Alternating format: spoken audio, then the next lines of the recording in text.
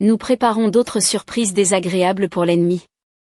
Les dirigeants ukrainiens exposent des stratégies de défense et des partenariats contre la Russie. I wish health to the esteemed Ukrainians, esteemed Ukrainian women. I held a briefing today. There were reports from our intelligence, the Foreign Intelligence Service of Ukraine and the main intelligence directorate, about the challenges that exist for the summer and autumn regarding Russia's intentions. She spoke in detail about the threats that need to be addressed. There was a report on the operational situation, and the Commander-in-Chief Alexander Sirsky reported. All operational directions, Pokrovsk ahead for everyone, the most attention, Sumy region. We continue to act at the border. I also want to thank all our units that operate on Russian territory.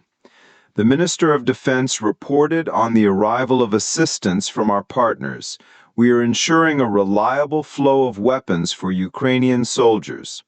I instructed to prepare a technological bid specifically regarding drones. The approved plan is to reach a number of 500 to 1,000 interceptors per day. This is very challenging. The deadline is set for 1 day, and it is the personal responsibility of all our officials involved. Today I was in the Sumy region, visited one of the drone manufacturing companies, specifically those interceptors. I thanked the team very much. It's a really great team of manufacturers. I am grateful to the developers and all the developers who are working on this topic, making it more extensive, specifically in the military, in our defense. We are contracting everything we can to the maximum. We are providing funding for all drone production of all types of drones. Today I was at one of the medical centers of the Ministry of Internal Affairs,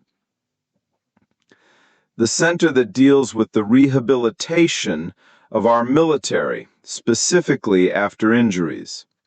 I spoke with the guys and awarded them state honors.